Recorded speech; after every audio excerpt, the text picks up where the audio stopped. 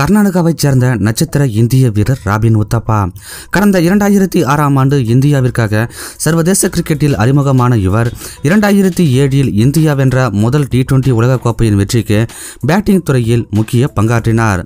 பொதுவாக அனைத்து பேட்ஸ்மேன்களும் சுழற்பந்து வீச்சாளர்களை தான் இறங்கி வந்து அடிப்பார்கள்.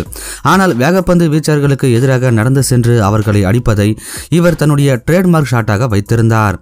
சச்சினுக்கு ஒரு ஸ்ட்ரெயிட் டிரைவ், தோனிக்கு ஒரு ஹெலிகாப்டர் ஷாட் என்பது போல் உத்தப்பாவை நினைத்தாலே கிரீஸை விட்டு 2 அடி நடந்து வந்து அசால்ட்டாக ஃபீல்டை கிளியர் செய்யும் அந்த ஷாட்டு தான் அனைவருக்கும் ஞாபகம் வரும். மற்ற பேட்டர்கள் தொடத்தயங்கும் அதிபயங்கர வேகப்பந்து வீச்சாளர்களை கூட உத்தப்பா நேருக்கு நேர் இறங்கி வந்து வெளுத்தெடுப்பதை பார்க்கும்பொழுது குதூகலமாக இருக்கும். எங்கேயும் எப்போதும் படத்தின் கிளைமேக்ஸில் அந்த 2 பேருந்துகளும் இயந்திர மிருகமாக நேருக்கு நேர் மோதிக்கொள்ளும் காட்சியை மனதில் நிலைத்துக் கொள்ளுங்கள்.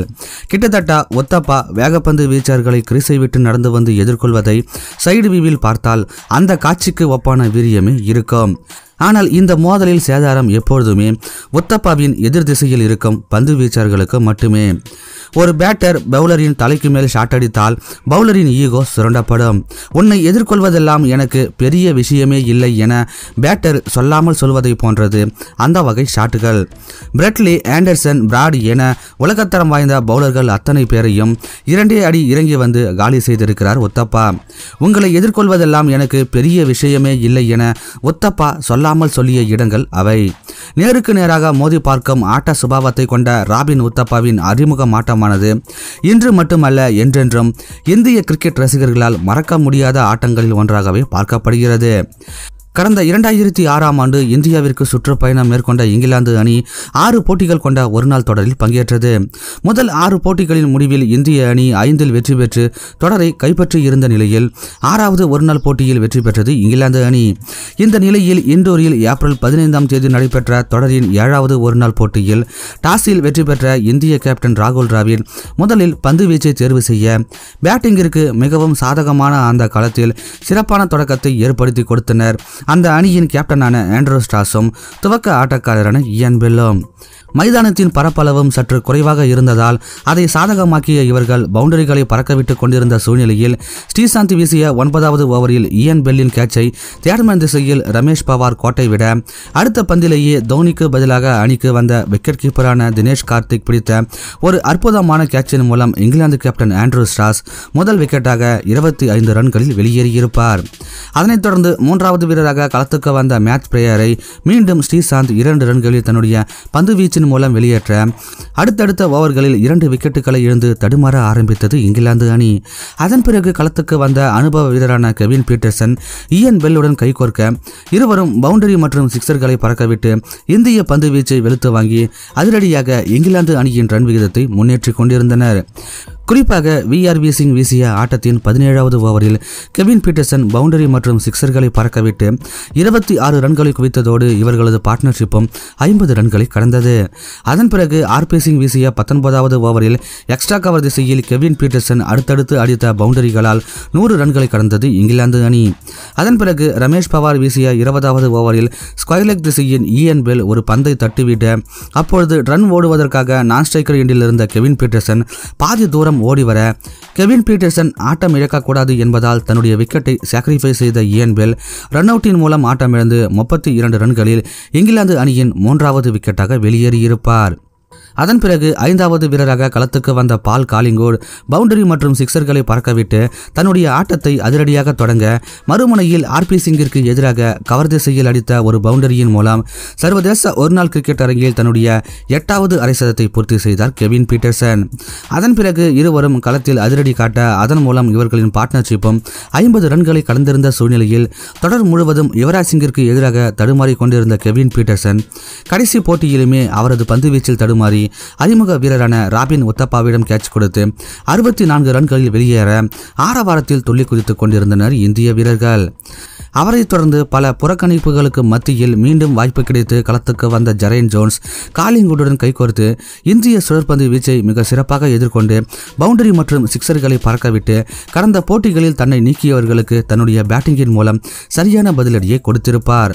மறுமுனையில் காலிங்குட்டும் தன்னுடைய அரை சதத்தினை பூர்த்தி செய்ய 5வது விக்கெட்டுக்கு கைகோர்த்த இவர்கள் இருவரும் இந்திய பந்து வீச்சை வெளுத்து வாங்கி பவுண்டரிகளை பறக்க விட்டுக் கொண்டிருக்க 44வது ஓவரிலேயே 250 ரன்களை கடந்தது இங்கிலாந்து அணி. அதன் பிறகு ஸ்ரீசாந்த் வீசிய 46வது ஓவரில் தினேஷ் கார்த்திக் பிடித்த ஒரு அற்புதமான கேட்சின் மூலம் 53 ரன்கள் எடுத்திருந்த ஜெரைன் ஜோன்ஸ் வெளியேற அதன் மூலம் இவர்களின் பார்ட்னர்ஷிப்பும் 92 ரன்களில் முடிவுக்கு வந்தது.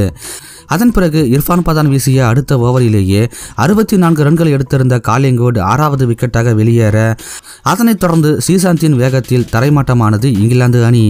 ஈயன் பிளாக்வெல்லை 11 ரன்களில் தன்னுடைய 4வது விக்கெட்டாக வீழ்த்திய ஸ்ரீசாந்த் அதற்கு அடுத்த ஓவரில் 6 ரன்கள் எடுத்திருந்த லியம் பிளங்கட்டை தன்னுடைய 5வது விக்கெட்டாக வீழ்த்த அவருக்கு இந்திய வீரர்கள் வாழ்த்து தெரிவித்திருந்த நிலையில் ஆட்டத்தின் கடைசி பந்தில் சாஜித் முகமதுவையும் வெளியேற்றி அனில் கும்ளே மற்றும் ஆசிஷ் நெஹ்ரா ஆகியோர்களுக்கு பிறகு ஒருநாள் கிரிக்கெட் அரங்கில் 6 விக்கெட்டுகளை கைப்பற்றிய இந்திய வீரர் என்கிற பெருமையை பெற்ற அவர் களத்தில் துள்ளி குதித்துக் கொண்டிருக்க அவரை உற்சாகப்படுத்தும் வகையில் ரசிகர்களும் எழுந்து நின்று ஆரவாரத்தில் துள்ளி குதித்துக் கொண்டிருந்தனர்.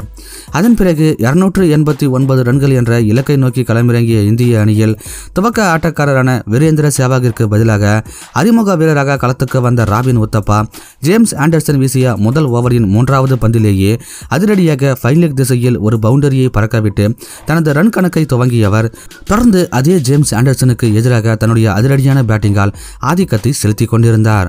சாஜித் முகமது, கபீர் அலி என இங்கிலாந்து அணியின் உலகத்தரம் வாய்ந்த பந்துவீச்சை இவர்கள் பவுண்டரிகளுக்கு பறக்கவிட அதன் மூலம் 10வது ஓவரிலேயே 50 ரன்களை கடந்தது இந்திய அணி. லியம் பிளங்கட் மற்றும் கபீர் அலி ஆகியோரின் பந்துகளை ஸ்கொயர் லெக் திசையில் அடுத்தடுத்து டிராவிட் பவுண்டரிகளுக்கு பறக்கவிட்டுக் கொண்டிருக்க மறுமுனையில் கிரிக்கெட் புத்தகத்தில் இல்லாத வித்தியாசமான சில ஷாட்டுகளை இங்கிலாந்து பந்து வீச்சர்களுக்கு எதிராக சிறப்பாக விளையாடி கொண்டிருந்த ராபின் உத்தப்பாவின் அதிரடியால் 18வது ஓவரிலேயே 100 ரன்களை கடந்தது இந்திய அணி. அதன் மூலம் இவர்களின் பார்ட்னர்ஷிப்பும் 100 ரன்களை கடக்க கபீர் அலி வீசிய 20வது ஓவரில் ஸ்கொயர் லெக் திசையில் ஒரு பவுண்டரியை பறக்கவிட்ட ராகுல் டிராவிட் சர்வதேச ஒருநாள் கிரிக்கெட் அரங்கில் தன்னுடைய 70வது அரை சதத்தை பூர்த்தி செய்தார். வெறும் பவுண்டரிகள் மட்டுமே வந்து கொண்டிருந்த இந்த ஆட்டத்தில் ஜேம்ஸ் ஆண்டர்சன் பவுன்சராக வீசிய ஒரு பந்தை ஃபைன் லெக் திசையில் மிக பிரம்மாண்டமான ஒரு சிக்ஸராக பறக்கவிட்டு அறிமுக போட்டியிலேயே தன்னுடைய அரை சதத்தை பூர்த்தி செய்தார் ராபின் உத்தப்பா. அரை சதத்தை கடந்தவர் அடுத்த பந்தில் தேடுமான் திசையில் ஒரு பவுண்டரியும் அதனைத் தொடர்ந்து மிட்விக்கெட் திசையில் மற்றும் ஒரு பவுண்டரியை பறக்கவிட்டு இங்கிலாந்து பந்து வீச்சர்களுக்கு அச்சத்தை ஏற்படுத்தி இருப்பார். தன்னுடைய வினோதமான பேட்டிங்கால் அதிரடி காட்டி சதத்தினை நோக்கி முன்னேறி கொண்டிருந்தவர் சிறு கவனக்குறைவால் 2 ரன்களை ஓடி எடுக்கும் பொழுது ரன் அவுட்டின் மூலம் ஆட்டமிழந்து சதம் அடிக்கும் வாய்ப்பை நழுவவிட்டு 86 ரன்களில் முதல் விக்கெட்டாக வெளியேற அதற்கு அடுத்த சில பந்துகளில் 62 ரன்கள் எடுத்திருந்த இந்திய கேப்டன் ராகுல் டிராவிடும் சாஜித் முகமதுவின் பந்துவீச்சில் LBW மூலம் ஆட்டமிழந்து 2வது விக்கெட்டாக அடுத்தடுத்து வெளியேற அதன் பிறகு களத்துக்கு வந்த யுவராஜ் சிங் இளம் வீரரான சுரேஷ் ரெய்னாவுடன் கைகோர்த்து பவுண்டரிகளை பறக்கவிட்டு இந்திய அணியை வெற்றியை நோக்கி அழைத்துச் சென்றார். கபீர் அலியின் பந்தில் யுவராஜ் சிங் கவர் திசையில் ஒரு பவுண்டரியும் சுரேஷ் ரெய்னா மிட்விக்கெட் திசையில் ஒரு பவுண்டரியும் பறக்கவிட இந்தியாவின் வெற்றிக்கு தேவையான ரன்களானது 50க்கும் கீழ் குறைந்தது. ஷாஜித் முகமதுவின் பந்தில் லாங்கான் திசையில் ரெய்னா ஒரு சிக்ஸரை பறக்கவிட மறுமுனையில் ஆண்டர்சனின் பந்தில் மிட்விக்கெட் திசையில் ஒரு பவுண்டரியை பறக்கவிட்ட யுவராஜ் சிங் சர்வதேச ஒருநாள் கிரிக்கெட் அரங்கில் தன்னுடைய 23வது அரை சதத்தை பூர்த்தி செய்தார்.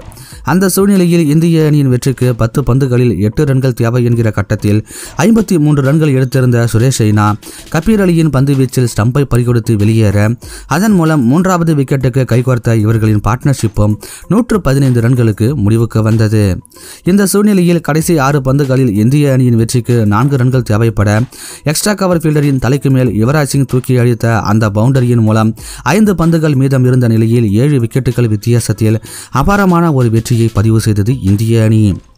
ஆட்ட நாயகனாக 6 விக்கெட்டுகளை வீழ்த்திய ஸ்ரீசாந்த் தேர்வு செய்யப்பட்டாலும் ஒருநாள் கிரிக்கெட் அரங்கில் தன்னுடைய வினோதமான ஷாட்டுகளின் மூலம் உலகின் தலைசிறந்த பந்து வீச்சாக கருதப்பட்ட இங்கிலாந்து அணியின் பலமான பந்து வீச்சை பவுண்டரிகளின் வாயிலாக பதம் பார்த்து அறிமுக போட்டியிலேயே அரை சதம் அடித்து தன்னுடைய வருகையை சர்வதேச கிரிக்கெட்டிற்கு அழுத்தம் திருத்தமாக பதிவு செய்த ராபின் உத்தப்பாவின் இந்த ஆட்டமானது இந்திய கிரிக்கெட் ரசிகர்கள் மனதில் நீங்காத இடங்களை பிடித்த ஆட்டங்களில் ஒன்றாக தற்பொழுது வரை பார்க்கப்படுகிறது. மேலும் இந்திய அணியை பொறுத்தவரை ஒருநாள் கிரிக்கெட்டில் அறிமுக போட்டியிலேயே அதிகபட்ச ஸ்கோரை பதிவு செய்த இந்திய வீரராக அன்றைய நாளில் அவர் படைத்திருந்த சாதனையை கிட்டத்தட்ட 10 வருடங்கள் கழித்து ஜிம்பாப்வேவுக்கு எதிரான போட்டியில் சதமடித்ததன் மூலம் KL ராகுல் உடைத்திருந்தது குறிப்பிடத்தக்கது. நண்பர்களே, இந்த வீடியோ உங்களுக்கு பிடிச்சிருந்ததுன்னா ஒரு லைக் பண்ணுங்க. உங்க நண்பர்களுக்கும் இந்த வீடியோவை ஷேர் பண்ணுங்க. உங்களுடைய கருத்துக்களை கமெண்ட் பண்ணிட்டு முடிஞ்சா இந்த சேனலையும் சப்ஸ்கிரைப் பண்ணுங்க. மீண்டும் உங்களை அடுத்த வீடியோவில் சந்திக்கிறோம். நன்றி.